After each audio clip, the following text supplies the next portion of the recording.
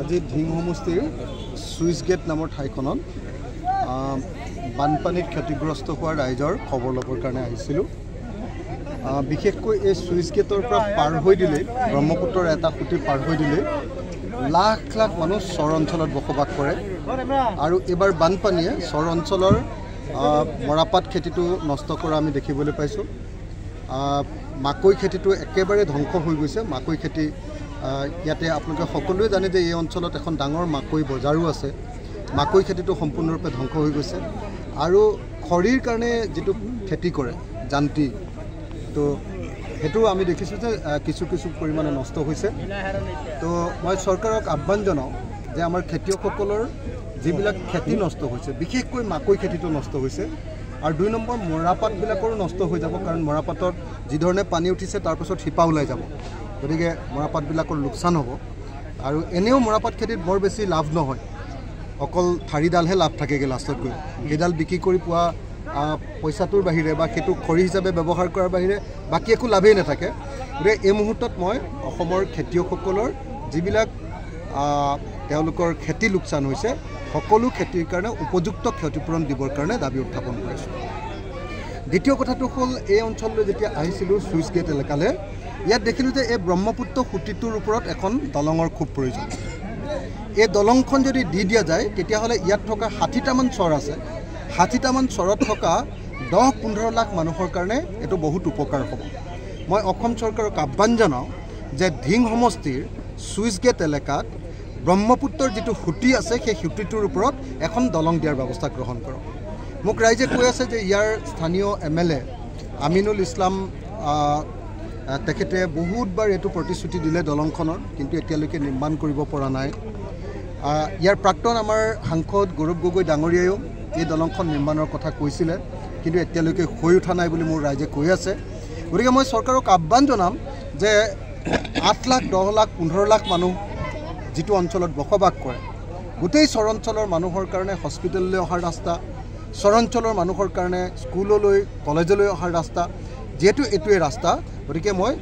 এই ব্ৰহ্মপুত্ৰৰ সুঁতিটোৰ ওপৰত চুইচ গেট অঞ্চলত ঢিং সমষ্টিৰ চুইচ গেট অঞ্চলত এখন পকী দলং নিৰ্মাণ কৰিবৰ কাৰণে চৰকাৰক আজি ইয়াৰ পৰা আহ্বান জনাইছোঁ। এইটো অত্যন্ত প্ৰয়োজন। অসমৰ সংখ্যালঘু ৰাইজ ইয়াতে যথেষ্ট পৰিমাণে কষ্টত বসবাস কৰিছে। মই আশা কৰিম যে চৰকাৰে চুইচ গেট অঞ্চলত এখন পকী দলং দিয়াৰ ব্যৱস্থা গ্ৰহণ কৰিব। APSCৰ দৰে তৃতীয় পৰ্বৰ আৰু চতুৰ্থ পৰ্বৰ যি পৰীক্ষা অনুষ্ঠিত কৰাৰ কথা কৈছে, মই তাৰ আগতে আন এটা কথা কৈ ল'ব খুজিছোঁ। আজি 2 দিনমানৰ আগতে আমাৰ এই অঞ্চলতে ৰৌমাৰী বিলত মাছ মাৰিবলৈ যোৱা বুলি 2জন খেতিয়কক ককায়েক আৰু ভায়েক 2জনক গুলীয়াই হত্যা কৰিছিলে বন বিভাগে। মানে কেইদিনমানৰ আগতে 2জন খেতিয়কৰ ওপৰত দাদাগিৰি দেখুৱাই তেওঁলোকক হত্যা কৰি দিলে, এনকাউণ্টাৰ কৰি মাৰি দিলে। 2 নম্বৰী এনকাউণ্টাৰ, ভুৱা এনকাউণ্টাৰ। 2জন খেতিয়কক মাছ মাৰিবলৈ মানে বিলত যোৱাই নাই, মথাউৰিৰ ওপৰত মথাউৰি পাৰেই হোৱা নাই, তাতেই 2জন মানুহক গুলীয়াই হত্যা কৰি দিলে। কিন্তু যেতিয়া এই ঠাইখিনিতে প্ৰায় একেবাৰে ওচৰতে এই চুইচ গেট অঞ্চলত যেতিয়া এটা বাঘে যোৱা কেইবাদিন ধৰি অত্যাচাৰ কৰি আছে মানুহক, 2জন মানুহক গুৰুতৰভাৱে আঘাতপ্ৰাপ্ত কৰাৰ পাছত এতিয়া মৃত্যুৰ সৈতে যুঁজি আছে GMCH। এজন মানুহো আৰু বেছিকৈ আঘাতপ্ৰাপ্ত হৈছে। কিন্তু এতিয়া কিন্তু ফৰেষ্ট ডিপাৰ্টমেণ্টৰ কোনো অস্তিত্ব নাই। এটা বাঘ ধৰিব নোৱাৰা মানুহে 2জন খেতিয়কক কিন্তু গুলীয়াই হত্যা কৰিছে।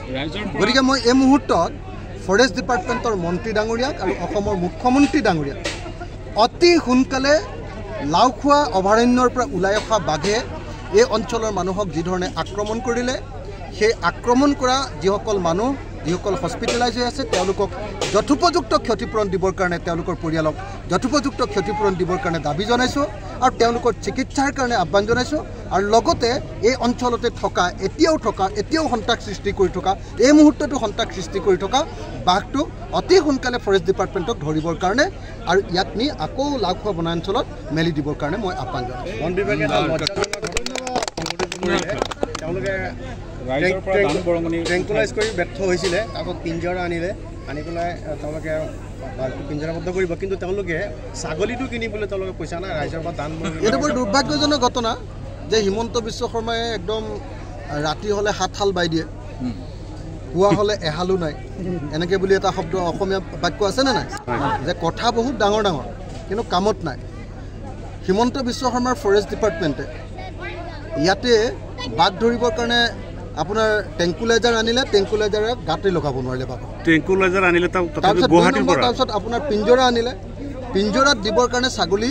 ৰাইজে দিছে ছাগলীটো কিনিবৰ কাৰণে তেওঁলোকৰ শক্তি নাই ৰাইজৰ পৰা আকৌ দান বৰঙণি বিচাৰে এইটোৱে হ'ল অসম চৰকাৰৰ প্ৰকৃত অৱস্থা তেওঁলোকে জনতাক সুৰক্ষিত কৰিব নোৱাৰে তেওঁলোকে গোটেই মানে বছৰটোৰ 11 মাহ অকল হিন্দু মুছলমানৰ ৰাজনীতি কৰে আৰু মাত্ৰ এমাহৰ কাৰণে বানপানীৰ কথা কয় গতিকে বানপানী সমস্যা ক'ত সমাধান কৰিব পাৰিব য'ত 11 মাহ 12 মাহ তেওঁলোকে আচলতে গোটেই সময়খিনি অকল বানপানীৰ কথা অসমৰ আটাইতকৈ ডাঙৰ জাতীয় সমস্যাটো বানপানীৰ কথা আলোচনা কৰিব লাগে আৰু বানপানীৰ সমস্যা সমাধান কৰিবৰ কাৰণে কাম কৰিব লাগে সেই সময়খিনিত তেওঁলোকৰ হিন্দু মুছলমানৰ ৰাজনীতি কৰি থাকে গতিকে মই চৰকাৰক আহ্বান জনাইছোঁ যে অসমৰ বানপানী সমস্যাৰ স্থায়ী সমাধানৰ কাৰণে চৰকাৰে কাম কৰিব লাগে আৰু চৰকাৰে হিন্দু মুছলমানৰ ৰাজনীতি বাদ দিব লাগে APSC পৰীক্ষাৰ দৰে যিটো তৃতীয় বৰ্গ আৰু চতুৰ্থ বৰ্গৰ পৰীক্ষা অনুষ্ঠিত কৰাৰ সিদ্ধান্ত আমাৰ মুখ্যমন্ত্ৰীজন মানে এজন হিটলাৰে যেনেকৈ গোটেই পৃথিৱীৰ মানুহক নিজৰ ইচ্ছামতে যেতিয়াই তেতিয়াই যিকোনো কাম কৰিছিলে গোটেই পৃথিৱীত বিশ্বযুদ্ধৰ অৱতাৰণা কৰাইছিলে আমাৰ মুখ্যমন্ত্ৰীও ৰাতি ফটকৈ কিবা এটা ভাবি দিয়ে ৰাতিপুৱা হঠাতে কিবা এটা কাম কৰি দিয়ে কাৰো লগত আলোচনা বিলোচনা নকৰে হঠাতে তেওঁ ঘোষণা কৰি দিলে কাৰ লগত আলোচনা কৰিলে আমি কোনেও নাজানো কোনো মানুহে ডিমাণ্ড কৰা নাছিলে যে যিটো তৃতীয় শ্ৰেণী আৰু চতুৰ্থ শ্ৰেণীৰ কাৰণে যিটো পৰীক্ষা অনুষ্ঠিত হয় চাকৰিৰ কাৰণে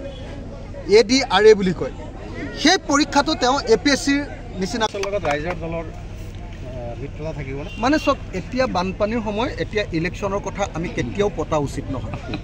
কিন্তু যেটো আপুনি সুধিছে সেইকাৰণে মই অতি স্পষ্টকৈ কৈছোঁ যে 2026 চনত আমি বিজেপিক পৰাভূত কৰিবলৈ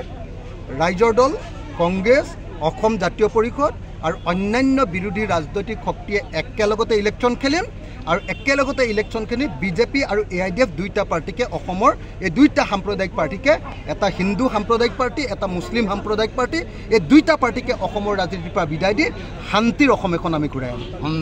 সেইফালে অকণমান চাব আপুনি সেইফালে চাই থাকক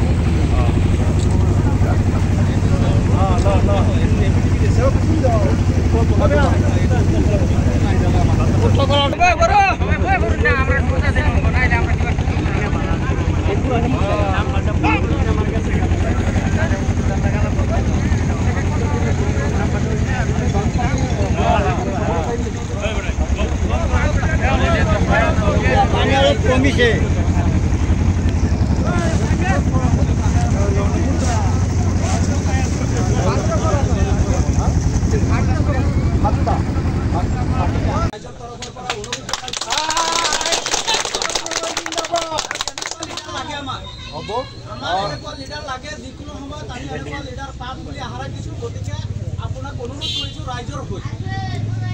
মই এইটো বিষয়েও আপোনালোকক জনাই থওঁ যে এবাৰ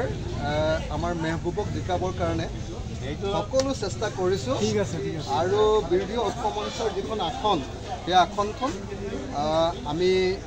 আমাৰ দললৈ ৰাখি ইয়াৰ ঢিং সমষ্টিৰ আৰু মেহবুবক তাত কেণ্ডিডেট কৰিম বুলি আশা প্ৰকাশ কৰি আছোঁ কিন্তু এতিয়া সময়টো বহুত আগতীয়া হৈ আছে কথাটো কৈ দিলে আকৌ ভুল বুজাবুজি হৈ যাব সেইকাৰণে মই অকল আশা প্ৰকাশ কৰিছোঁ বুলিহে কৈছোঁ আকৌ দেই নহ'লে ভুল বুজাবুজি হৈ যাব হয়নে নহয় গতিকে একদম নিশ্চিন্ত থাকিব মই আপোনালোকে জানে যে মই শক্তিশালী মানুহ য'ত যি ঠাইত ক'ব লাগে মই ধুনীয়াকৈ কওঁ আপোনালোকে নিশ্চিন্ত হৈ থাকক আপোনালোকে কাম কৰি থাকক আপোনালোকৰ এই অঞ্চলত এজন শক্তিশালী MLA আপোনালোকক দিব লাগিব আৰু সেইটো দিয়াৰ ব্যৱস্থা কৰিম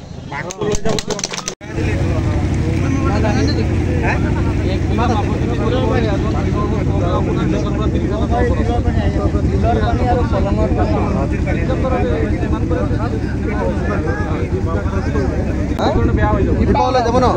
দীপাৱলী যাব নষ্ট হৈ যাব নষ্ট হ'ব ধৰক এতিয়া এনে যদি বিঘাত 10 মোন আহে এতিয়া আপোনাৰ আহিব 5 মোন 6 মোন 4 মোন কমি